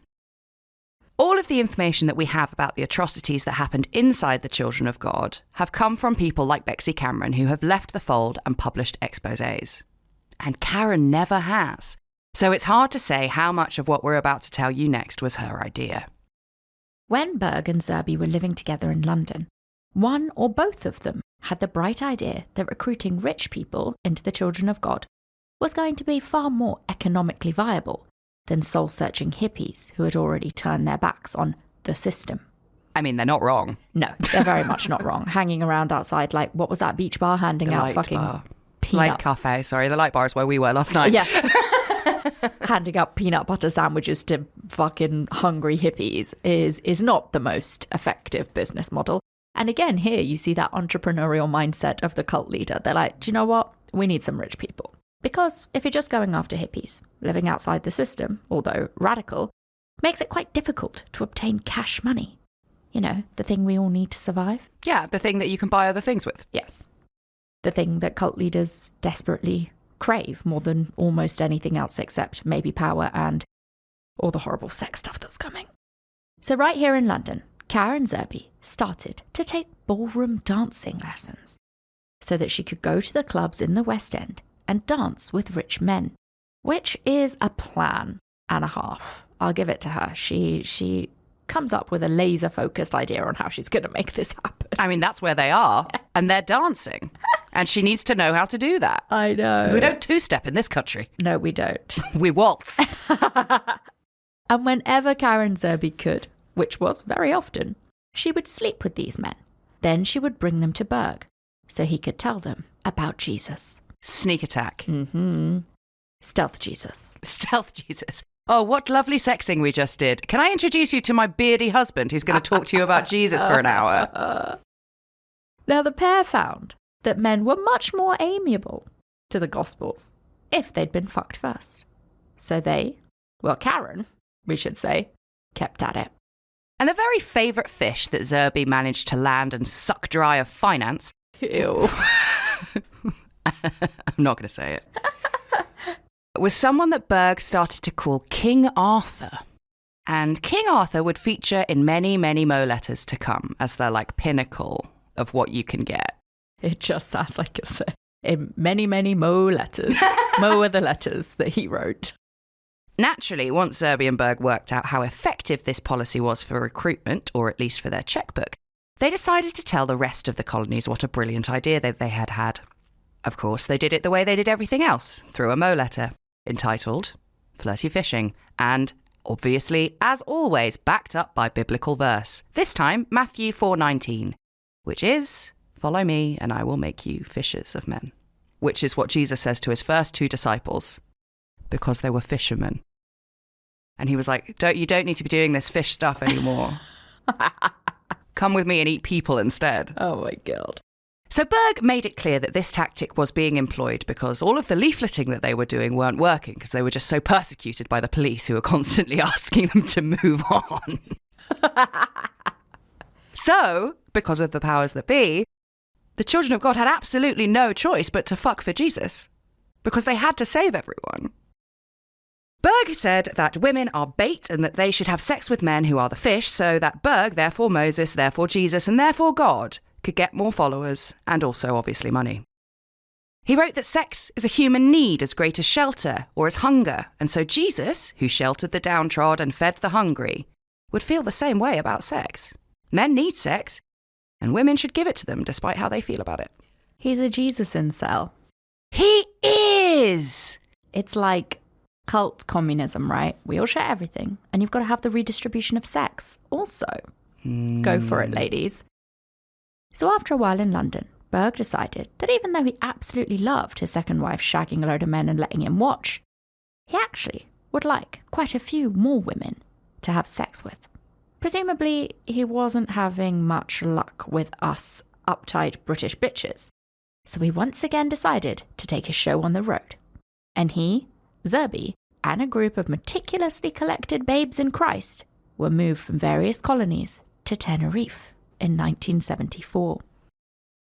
These God's whores were expected to fish 5 nights a week on the Canary Island. Just as Jesus had laid down his life for us, they had to lay with men for him. Mo letters added later on, quote, "If they fall in love with you first, before they find it's the Lord, it's just God's bait to hook them." Again, it's this like means to an end mentality of like, to the pure, all things are pure. Like, it doesn't matter what depraved and horrible butt stuff you have to do. As long as it's in love. As long as there is a chance that the person doing it to you might maybe give you some money or convert. So again, yes, all's fair if done in love, and love is sex, which is a line that you will hear repeated by many people who escaped this cult. I think even in the Tony Robbins documentary, there's someone at one of his conferences who was like, I was born into a cult and I was taught that love is sex and sex is love. Mm-hmm. The women who were doing the fishing were also encouraged to join escort agencies to induce a fixed payment for their services if they failed to hook the fish into the conversion and handing over all of their possessions net. And the women were also assured that violence may happen, but just like Heaven's Girl and just like the Christian martyrs, they should just take it. Big pimpin' over here. Mm-hmm. This is so gross. Turn the other butt cheek. Turn the other butt cheek. Because, to the pure, all things are pure. Except men having sex with men. Didn't like that. Not allowed. Lesbianism, absolutely fine, obviously. Masturbation was allowed, but only if the person thought about Jesus while they were doing it. Oh my God. So that means, because homosexuality isn't allowed, right? If you're a man and you're masturbating, you have to be thinking about Jesus, but you have to be thinking about yourself as a woman while Jesus is fucking you. Who can maintain that level of imagination for the entirety of a wank? That is a lot to ask of a person. A wank doesn't last that long. Yeah. But just the amount of sex these people are having. Who's got time to masturbate? Right, yeah. And I'm surprised that he even allowed masturbation. Berg. I thought he would have been like, no, you have to save it for... Yeah, save all your seed. Yeah, exactly. But he's obsessed with masturbation, isn't he? Like, he can't, it's his only childhood memory. Oh, true. I'd forgotten about that horrible bit. So, yeah. He obviously explained all of this in a Mo letter, and I believe this actually came from Karen Zerby. A handy list of phrases that one could exclaim whilst having imaginary sex with the Lamb of God. Oh, no. And don't worry, I've got some. You can go and read all of them on the X Family website, but here are some choice cuts. Horny for you, Jesus. Fill me, Jesus. Thank you for wanting me, Jesus. and I'm desperate for your big hard penis, Jesus. Wow. So if you're a man, you're allowed to shout. You're allowed to say those things, yeah. I'm desperate for your big hard penis, as long as you are imagining that you are a woman. Yep. Wow. Okay. By 1973, the Children of God had 2,400 members living in 140 colonies in different countries. The major reason for this was that pulling out was not an option. One of the goals of any cult is to get bigger, and for that reason, contraception was most definitely banned. Not just for married couples, for everyone, including those who were out flirty fishing. So that means that these babes in Christ, whores for Jesus, whatever they were being called, who are going out and sleeping with just random men in the hopes that they might convert or just give them money, could just be getting pregnant by absolute strangers. Cool. That's what they want. Yes, no, they want loads of babies so that the cult gets bigger. And they're not particularly bothered how that happens. Now, aside from just babies, there was, of course, the inevitable flood of STDs that also comes with that level of unprotected sex. And that was just very much presented by David Berg as collateral damage. Berg believed that women should suffer STDs because Jesus had laid down his life for them. He illustrated this point in a Mo letter with a cartoon of a woman with a crucifix-shaped stake through her vag. And it's like, again, women taking the fall is a very Christian thing because original sin is Eve. Like, women fucked it all up for everybody and we're expected to pay for it. So, like, yes, this is an extreme version, but there is a reason women aren't allowed to be priests. Like, it's not this. He hasn't pulled this out of nowhere. No. More rules for you. Women's pubes were to be trimmed but not to be shaven, so it looked neat but also provided what Berg referred to as a shock barrier. And sharing, I just have fucking everybody all the time, was expected of everyone. Some former members have said that no one was forced into sharing, but if you decided that you didn't want to share yourself or your spouse or your child, then you were deemed a backslider, which meant a closed-minded, unspiritual doubter. Ugh. Because sexual openness was not only healthy, it was divine. And look, if you want to be doing that, like sharing yourself, like communal sex, you and your spouse, like, okay, fine. If you can handle it, sure, go nuts. But the fact that this cult was powerful enough to make people, parents, overcome one of the most fundamental, biologically hard-driven things that they would have had in their minds, the idea that you don't let strangers fuck your child, is a testament to just what a fucking horribly great job David Berg was able to do. And how much humans are willing to sacrifice to feel happy. Yeah. Couple more rules for you. Women were expected to share until they were 8 months pregnant. And then they could have a little break, apparently. Great. And of course, children were pulled into this horrible mess as well. I've got a quote from a Mo letter for you. "It is pure to us. There is nothing wrong with it. So we let our kids be in on it. We let them get in on it if they want. We even play with them because it's nice and it makes them feel good and they enjoy it." Right, let's leave that and get back to flirty fishing for a second. Here are, as written in the Mo letters, the 7 F's of flirty fishing, which was often abbreviated to FFing. Number 1, effective. 2, effective. Yeah. It's not a word I've come across before. No, it also doesn't begin with F. No. 3, fruitful. Therefore, it should be done as much as possible. 4, efficient. Systemites were better for the health of the cult. 5, financial. Most of the time, at least a monetary donation would be made. 6, official. Bringing in, or at least fucking influential people. Again, doesn't start with an F. And 7, forever. He doesn't try that hard. No, that's really, really like someone who had a good idea for 7 Fs for flirty fishing and then couldn't think of 7 F words. The first word doesn't start with an F. Nope. It's effective. Either he's completely illiterate, which clearly he's not because he writes like 5 million Mo letters.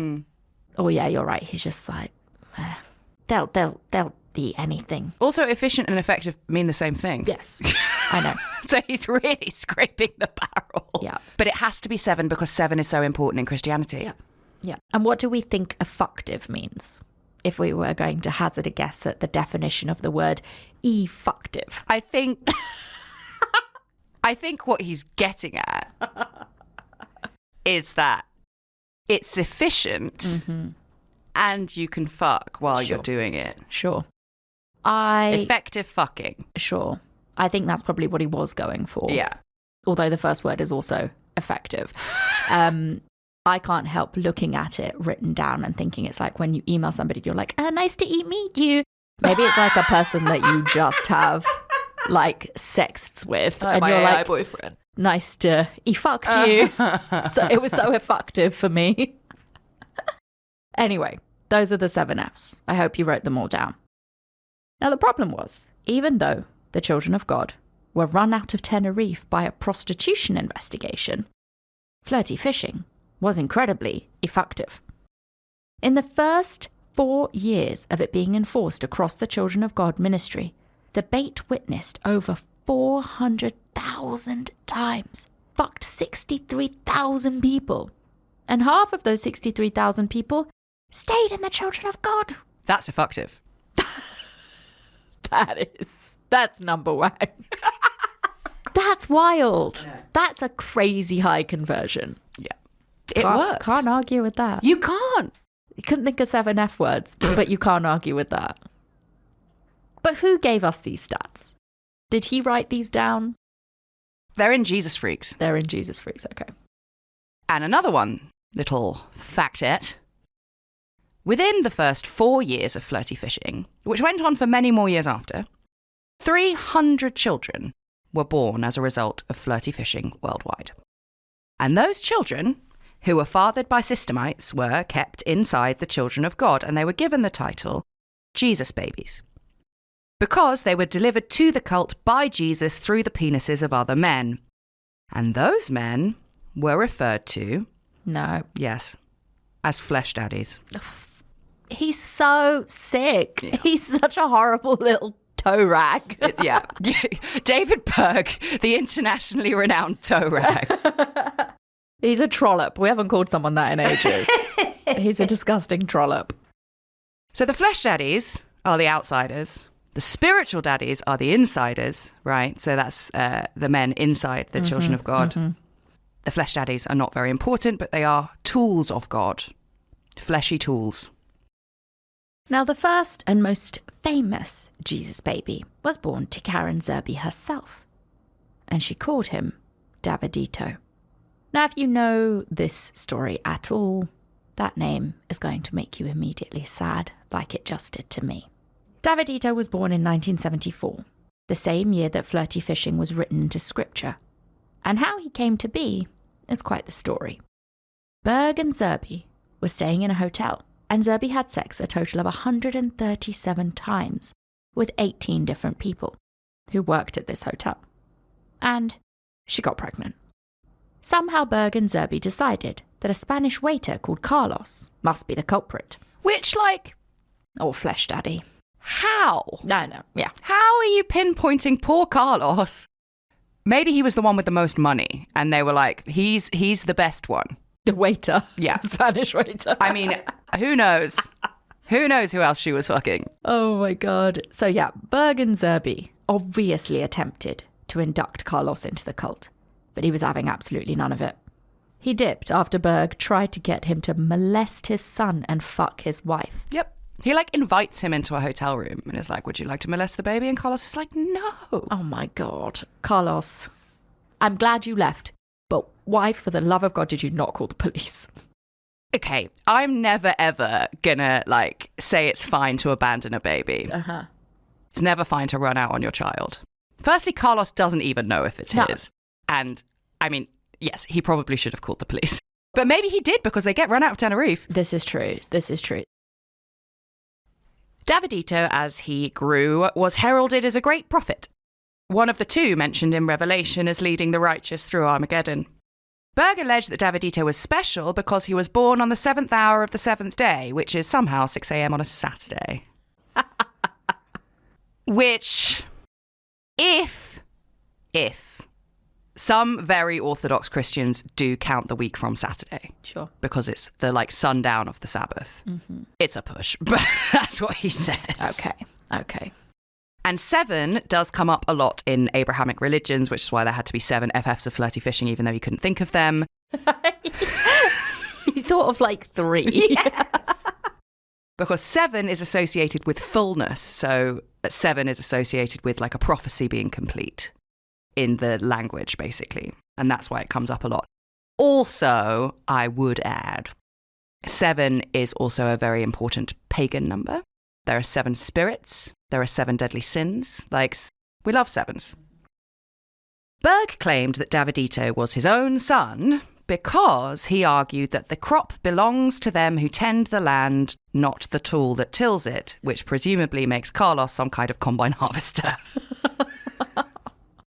Anyway, the second prophet to fight alongside Davidito to defeat the Antichrist in the end times, surprisingly, was not David Berg.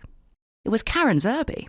So perhaps Berg knew that his days were numbered, because he did only kick all of this off when he was 50 years old. Zerby, Berg, and another woman, Susan Cowton, who was from the inner circle, plus a few more from that dirty little ring, raised Davidito, not only communally, but as what they called the world's first, and I just don't even want to say these words, the world's first sexually liberated child. We haven't met Susan before. She had a reputation for not only being an elite flirty fisher, but also for being the most malleable of Berg's closest disciples. She offered up her own 7-year-old daughter for Berg to rape, with absolutely no prompting whatsoever. No, you didn't even ask her. She was just like, there you go nuts. Ugh. So what we're dealing with here is like the communal raising of children, which is happening in every colony, right? Like, I think I explained last week that you don't get to spend any more time with your biological mother than you would with any other woman. And that's what they're doing with Davidito, but they're adding this sexual liberation thing. Yeah. And, you know, this is classic cult behavior, because the minute you have your own nuclear family, you have your spouse, you have your child, they can become more important to you than the cult itself and the systems and the batshit crazy things that you're being preached at. So by separating and breaking those familial connections and making every child or every person as equal to you as your own family, it kind of keeps you trapped in this cult. And that's very much what David Berg is doing, whether he knows that's what he's doing or not. So yeah, sticking with this story. In 1982, Berg, Zerby, Susan, and others published The Story of Davidito, which we are not going to tell you about, because there is no way to do that without this becoming some sort of horrible crime scene. If you want to find it, if you want to really look at the story of Davidito and read it, you can. But on your head be it. I have seen some of it before. Mm-hmm. Did you? Yeah. Yeah. I didn't need that information. No, it's like... It's really bad. Genuinely wish I didn't know. Yeah. It's just some of the worst shit that you can imagine. Basically, the story of Davidito was intended to be a guideline for rearing the second generation of the cult. Those who had been born on the inside, and of course, the Jesus babies. Davidito was the prophet, so all children within the cult were to be raised in his image. And you should know by now that that meant a lot of child sexual abuse at the hands of the child's biological parents, their spiritual fathers, and literally anyone else who was knocking about. The story of Davidito is essentially a guidebook on how to rape your child. Yeah. That's all you need to know. And the molestation of Davidito began when he was just 17 months old. He was raised alongside a girl Jesus baby called Davidita, who he was encouraged to have sex with from a very young age. And I mean very young. The year after the child rearing guide was published, the cult reported 746 births, mostly Jesus babies, all over the world. The story of Davidito was eventually recalled, heavily redacted, and then re-released once those on high realised that it could be used against them in child abuse cases. Yeah. Yeah. You've literally published an illustrated pamphlet Yes. on what you're doing to this child. Now, there were other changes too over the years. The complete blasé attitude towards STDs came under scrutiny in the wake of the AIDS crisis. Berg wrote that the children of God could not let the disease of the sodomites affect them or spread within the family. Now, it is worth noting that after Jonestown, Berg changed the name of the cult from the Children of God to the Family of Love. Yeah. He, as we have said multiple times, is not dumb. He rebrands to get the heat off. I think it's to do with the prostitution investigations, all of the child abuse scrutiny, and he's just like, it's not us. We're the Family of Love. It's nothing to do with children. Nothing to do with children is happening here. Yeah, you're right. And slowly, flirty fishing was reined in too. Those with long-term fish who made financial donations to the cult were allowed to maintain their relationships for a while. Then, anyone who kissed a systemite would have to go through 2 rounds of AIDS testing before they were allowed back into any sharing parties. Yeah, so STD-wise, it's the AIDS crisis that really shakes them up. Because all the other ones are all like, just get some antibiotics, you'll be all right. Mm-hmm. Except you're not allowed modern medicine, you just have to have a garlic clove up your bumhole. But yeah, so eventually it was the AIDS crisis that meant the end of flirty fishing. It is remarkable with David Berg. And again, this comes back to that whole thing of how have the Children of God, then the Family of Love, then the Family International survived this long. And it's because David Berg was not stupid. Even the fact that he is able to recognize an existential threat to his group in the form of prostitution rings being investigated, child abuse. He knows what he's doing is wrong. Yeah. He's not delusional. The name change, removing any phrase of the word children from that. And then understanding the risk the AIDS crisis posed to him and the group. And being able to, again, restrain what his cult was doing in order to survive, which we see in a lot of cults. They're not able to pull back once they've sort of let everything go crazy. And he does that quite effectively, which is interesting. Because I don't think he's deluded. I think Jim Jones was deluded. No, yeah. I think delusion played an enormous part in the downfall of David Berg is not, you're right. Of almost every cult in history, but not David Berg, because he knows what he's doing is vile. So eventually, there was no more contact with outsiders allowed at all. With the end of flirty fishing came a period of relative quiet for the Children of God, or the Family of Love as they were now known. But the Moe letters continued, possibly because the heat had been turned up after the publication of the story of Davidito. Berg toned down the sex abuse stuff in the letters. For a good while, they were more filled with how to live best in Christ, which of course was actually all about control. One of the techniques used by Berg and the shepherds to control their followers in the group homes was open heart reports, commonly referred to as OHRs. These would take place every day in the evening, where adults and children alike would answer 7 questions designed to expose their sins. These were then shared with the whole group. What did Jim Jones call his ones? I've forgotten, but this is so common again. Like fucking struggle sessions. Yeah, they would call it, in Jonestown, they had to get up and say in front of everybody. Yeah, I can't remember what they're called, but again, it just shows you how so many of these leaders play from the same book. And yeah, that's what they are. And like these questions were like, how many glasses of water did you drink today? How many times have you pooped? He would include in Moe letters like, I did 3 poops today and you should be doing a minimum of that many poops. It's absolute. But I assume because he did so many Moe letters, he just ran out of stuff to say. Yeah. In some group homes, children were required to write down all of the sins they had seen performed by other children. And if both children, both the accused and the accusee, didn't record the same exact sin, then they would both be beaten because they'd say, well, one of you is lying. Yeah. And this distinction of some group homes is important. The colonies of the Children of God were home to thousands. They were led by hundreds of different people, and not every home followed everything to the Moe letter. But the prostitution investigation carried out by the Tenerife police did shake Berg up a bit. So much so that in 1978 he reorganised the whole group. He fired 300 of the top leaders, including his own children. He really, really does take a lot of his playbooks from, like, not just other cult leaders. Putin? But yes, from despots. Like the whole struggle sessions from Mao. And now you've got this whole, like, right, periodically I'm just going to cull everybody who's in my inner circle. Get out, because I can't trust any of you. Chairmark Mao. Mm-hmm. And he called this mass firing the RNR, reorganisation, nationalisation and revolution. Oh my God. And he told his followers that this was absolutely necessary because everything had become too complicated and nothing was getting done.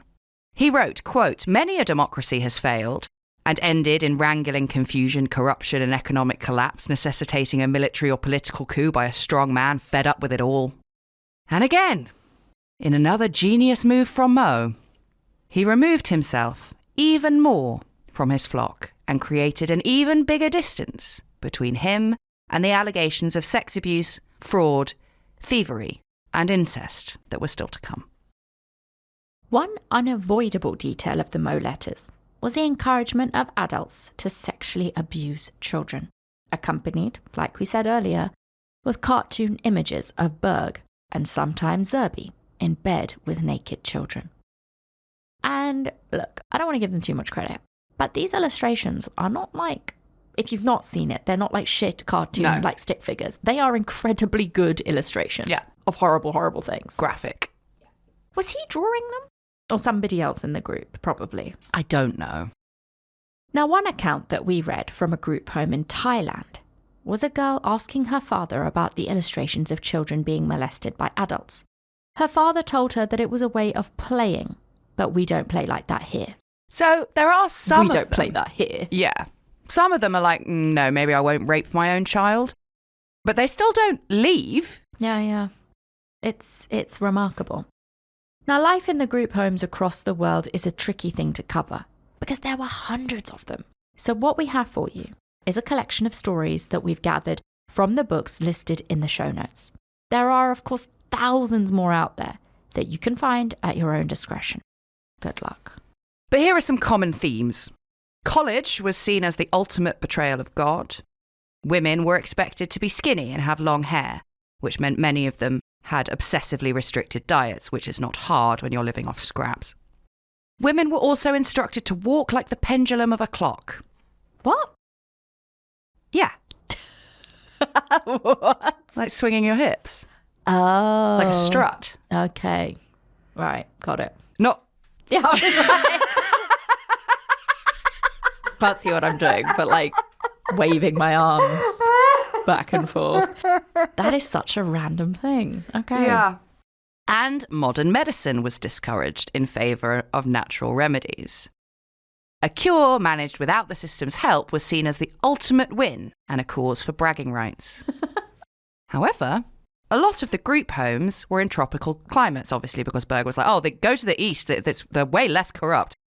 And we all know that children, adults, males and females all lived in extremely close quarters with very little sanitation, often without running water. And what does that mean in very hot places? It means viruses, bacteria, infections and parasites. Worms seem to be a particular problem amongst the children of God, with the natural recommendation remedy being a clove of garlic inserted into the butthole at night. And nobody was allowed to sleep with underwear on, and the adults were asked to check the children for underwear before they went to bed. And that garlic clove thing and the worms is like, I think I read that story 3 times from 3 different accounts. So like it was a problem. Now, when they weren't incapacitated by worms, children would be sent out into the streets of the area that they inhabited and forced to beg from passers-by, saying, "We are the Family International, a non-profit, non-denominational Christian organisation." And more often than not, money would be given. Unwashed missionaries in far-flung corners, not speaking the local language, has been going on for thousands of years. This is not exactly new. No. So it's you can understand how it went on for so long because he's not doing anything that hasn't been seen before to the outside world, you know? Alongside the novel Jesus babies, Berg did, of course, have biological children who went on to have their own children. But not all of them were as favoured as Davidito. Heaven's Girl, the superhero laser-eyed prophetess that we met last week, was actually based on Berg's favourite granddaughter, Mary. Sometimes you see her called Mene, like M-E-N-E, but everyone has like 75 different names, so if I've got that wrong, I'm sorry. Anyway, Mary fell out of favour as she got older. Ugh. And the Mo letters became filled with stories of the demons possessing her and the efforts made by Berg and his closest circle to cast them out. Mary was tied to her bed and beaten by Mama Maria and Susan Counton, the same woman who had nannied Davidito, and she was beaten and tied up for days on end. Susan Counton is sometimes called Sarah Counton, sometimes she is called Angelica. It is very confusing. What, and get possessed by demons? To let them in, I think, is the... or to question, and therefore... And they're like, oh my God, she's possessed by demons. Do we think what happened is Mary got older and is like, stop raping me? That's exactly what my next bullet point says. Sorry. The to the pure, all things are pure motto didn't seem to apply to Mary, and we don't know what her exact transgressions were, but I think we can make an educated guess that it probably involved her grandfather and his penis. Yeah.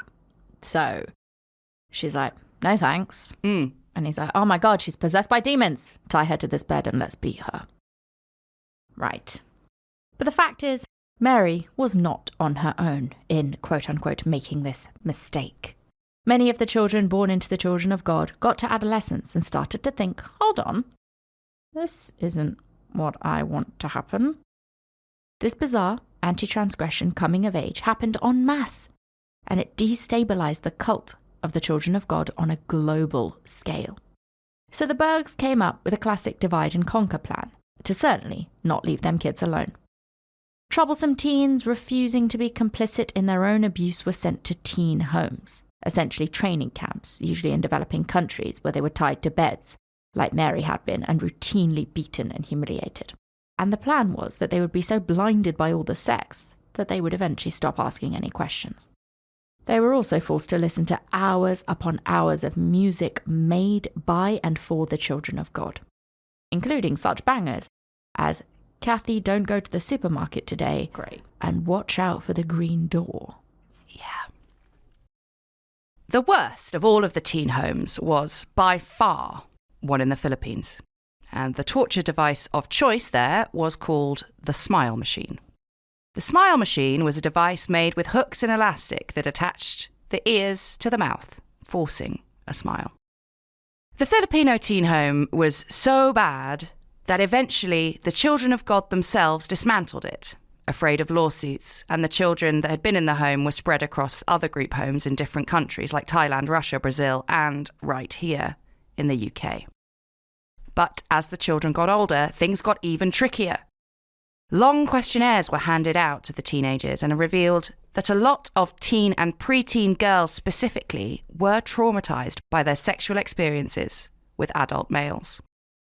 And in response to this widespread questionnaire where the children are like, no, we don't like this, a Mo letter was sent out entitled Burn After Reading. And nice. Yeah, it essentially shifted the policy of sex to no more sex with children. We don't do that anymore. Mm-hmm. But burn this so nobody ever finds out. Mm-hmm. And I think what's really interesting is that it's the children who offset the balance, which makes it seem like there is something innate within us that means we know what is right and what is wrong. Yeah. When we're made, like from the beginning, we know. Mm-hmm. And perhaps that sense can be beaten out of us as we get old and jaded. And it seems to be pretty easy to do that, as evidenced by the thousands of adults that get drawn in by cults. Yeah. Particularly one as extreme as the Children of God. Definitely. I mean, the last page of our chapter on cults in our book, we do talk about this. We talk about the idea of how a person's personality can be reorganized if the right set of circumstances are created, if the right amount of abuse and the right amount of deprivation and the right amount of beating down of them, psychologically speaking and emotionally speaking, it can reorganize the structure of your personality to be the same as somebody who has a personality disorder, essentially. You can manifest that in a person, and then they're going to be much more pliable to your will, especially when you've got them from such a young age. But I think while that can happen, and that does explain why a lot of people were in this cult, I do think it's something we shouldn't ignore, that all these children that were being abused from a very young age get to a point and they're like, no, even though you've done all these things to me, I know that this isn't right, and I'm going to say I don't want this to happen anymore. So I think it's the interesting condition of being human, right? That there is the ability for people to destroy us and to reshape your personality, but also the inherent resilience that exists in so many of them, that they don't. And because quite a lot of them were born at the same time, it all happens across the world. At the same time. At the same time. Yeah. It's so interesting. And Bexley Cameron talks about this a lot. One thing she said that I thought about for about a week after I listened to it was that you know when a hug isn't for you. Mm. And you do. You do know when like someone is hugging you because they want it. Anyway, Bexley's wonderful. Go and have a look at her book. It's called Cult Following. She's also really pretty. So you may be thinking, what happened with all these tales of child abuse and published accounts of incest? Did anyone face any justice for this? And unfortunately, there are as many answers as there are members of the Children of God to that particular question. In 1993, a former member called Ricky DuPoy appeared on Larry King and said that he had been ordered by the Children of God to rape a 10-year-old. But before he filed any official charges, Ricky killed himself. River Phoenix said that he was first sexually assaulted at the age of 4, and we all know what happened to him. Interestingly, Joaquin Phoenix has never said anything. No. But he's not fine. No, he's not. And again, look, coming back to the resilience aspect of it that I mentioned, of course, not everybody who goes through this kind of abuse or goes through abuse like this is doomed to be somebody who has, a broken life and no future. Of course, that's not true. There's so many stories of resilience. But River Phoenix was most certainly not okay. And, Joaquin Phoenix's story is his to tell. And he hasn't said anything. Now, Berg's own son, Aaron, also was not having the best time. He threw himself off a mountain in Geneva. Coming forward as a victim of any kind of abuse is an incredibly hard thing to do. When you've been told your whole life that your way of living is an alternate belief that no outsider would ever understand. And you're also told that speaking to the police or the press was an act of war on the cult, which more often than not included your actual parents. And then the final great shift came. In October 1994, Berg finally died, aged 75, from esophageal cancer. And Karen Zerby was left in charge. In his last Mo letter, he wrote, "She's already my manager and tells me what to do." Zerby inherited 10,000 members of the cult. 7,000 of them were children. At the time of his death, David Berg was under investigation by Interpol and the FBI, but the bastard managed to die before they could prove anything. Nothing's happened to Karen Zerby either. She has her own website. It's in the show notes. And she lists herself as, quote, the spiritual and administrative co-director of the Family International, a Christian fellowship dedicated to sharing the gospel of Jesus Christ around the world. Active in the movement since 1969, she is the author of numerous articles on the Christian faith. For some reason, she leaves out that she's a big fat pedo. One of the most vocal critics of Berg and Zerby was Davidito himself. And we're afraid that the story of Davidito has a very tragic end. That is also the last time you will hear us refer to Davidito by that name. After years of being exposed to orgies and molestation as a child and as an adult, he left the cult and changed his name to Ricky Rodriguez. And the list of his abuses beyond the story of Davidito are pretty endless, I'm afraid. He was forced into sexual relations with Karen Zerby, his own biological mother, and also Susan Cowton. Ricky was put on the sharing schedule at just 10 years old and forced to have sex with Berg's granddaughter to continue the family line. He was also given a much older girlfriend when he was just 12. But in the year 2000, Ricky left the Children of God for good, even writing an email to a top shepherd that he had every intention of coming back as an avenger. He wrote that he didn't understand why he should have to pay for the sins of his parents, spiritual or otherwise. Initially, after he left, Ricky moved to Washington, bouncing through the couches and floors of former members. And of course, he struggled to get a job because he had literally no skills. But he did manage to get an apartment with his girlfriend. And he did eventually manage to get a job as an electrician's apprentice. Although he was emerging into the real world with a flat and a job, he never spoke to anyone about what had happened to him. He didn't think that anyone from the system would believe what had happened, because it was so beyond comprehension. And after 4 years of trying his hardest to live a normal life in the world that Ricky was born and bred to hate and not understand, he got into a car accident. And he was never the same again. After that, Ricky moved himself to San Diego and started to concoct a plan to bring down the Children of God. To do that, with his spirit daddy dead, he only had one option. He had to track down the current leader, his own biological mother and rapist, Karen Zerby. And when he found her, he resolved to kill her. To do this, Ricky made contact with other people still active within the Children of God, and he heard that Zerby had been spotted in Tucson. And the nanny that we've been hearing so much about, who had been complicit in Ricky's abuse for years, was one of the people that he contacted. Susan Cowton. By this stage in the game, Susan had officially left the cult, but she was still in touch with Karen Zerby. So Ricky Rodriguez convinced Susan Cowton, a woman who had abused him for years, to come over to his apartment for dinner. His intention was to extract from her where his mother was. The night before the dinner, Ricky set up a camera in his kitchen and recorded an hour-long video which he put up on YouTube. You can go and watch it, but like everything this week and last, I strongly advise that you don't. There is a grim irony about the video recording, considering that the Children of God were the original camcorder cult.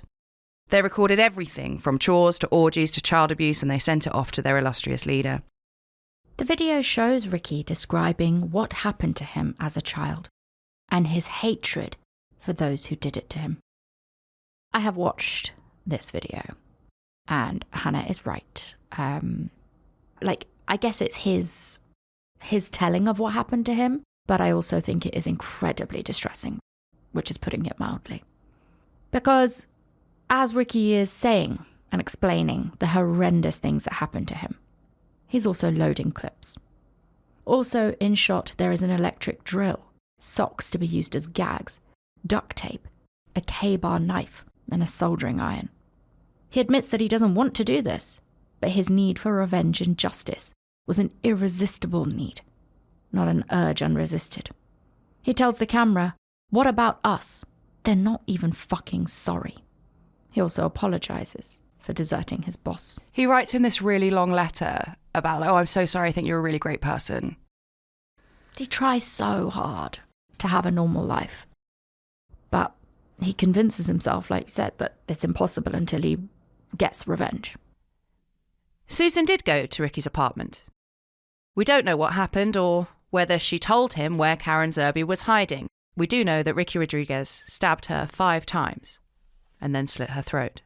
Then he got in his car and called his girlfriend and said, "Killing someone, so much harder than I thought it would be." Then he drove to a Holiday Inn Express in California, just over the state line. He checked into the hotel, ate some beef jerky, drank some beers and had a shower. Then he got back in his car and drove to a nearby industrial estate, put his phone on the dashboard and shot himself in the head. And this is the bit. There's a bit in the video where he says, "Every day is a little bit worse than the one before." So, something I say to myself and everyone else when bad things happen is like, this is the worst it'll be. Tomorrow will be better. And once you get into that headspace of every day is a little bit worse, it is so hard to pull it back. Ricky was discovered the next day. It has been speculated that he drove over the state line to involve the FBI by committing crimes in 2 different states. We still don't know where Karen Zerby is, but we do know that she started rickyrodriguez.com, a website dedicated to suicide victims, making a martyr out of him. The last thing that Ricky ever would have wanted. Which she well fucking knows. That woman needs to fucking go to prison. These days, the Children of God are going under the name The Family International. And you can take yourself over to their website if you really, really want to. You can even listen to their podcasts, which we haven't had the strength to do, but it does feature, in Hannah's opinion, the best stock image of all time. What it is an open Bible with a USB cord just in the pages stuck into an iPod. It's so funny. Effective. Fuck yeah, no. I'll show it to you. It's so funny. If you go and listen to the podcast, you will also discover that there is an entire series on there about parenting. The copy reads, "The Keys to Parenting series features practical tips, techniques, and helpful information on how to raise children with love and integrity." Does it? I don't know if I've said anything that's ever been more sinister than that on this show. I need to go and have a shower. A burning one. In February 2009. Ugh, fuck you, Karen Zerby. Karen Zerby announced that the end times had been delayed. Fuck off. Oh my God. Look, I'm not like, I wish Ricky had killed her. I wish she was in prison. Yeah. In 2010, presumably as a result of Armageddon being pushed back a bit, the Children of God disbanded completely and, quote, reorganised as an online community. They currently claim to have about 1,700 members, or thereabout. And I'm sure that communal living still happens because original members would be well into their 70s and 80s by now, with no pensions or transferable skills because they were all told that the world was going to end, so there was no point paying into the system with mind or money. Children are now allowed to be enrolled in schools, and members are allowed to get in relationships with non-members on a non-phishing basis. But still, thousands of lives and millions of hours of collective belief just went up in smoke. And the strength of numbers of a cult that taught something so reprehensible as child abuse, it just shows us that it happens. And it happens a lot more than we think it does.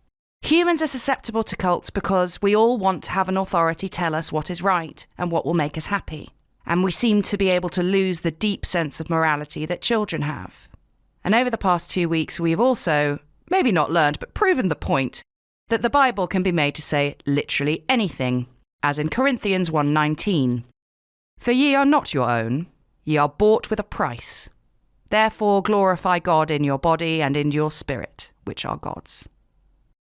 It's all in there. So plug your USB cable into your Bible and set it on fire. Yeah, absolutely awful. I think about Ricky Rodriguez most days now. Yeah, it's so horrible. Poor Ricky. Poor all of those children. It's, again, I don't want to condemn people for like, oh, well, that was so fucked up. You are fucked. But Ricky Rodriguez is one of those people that never, ever stood a chance. And he tried so hard. That's what it is.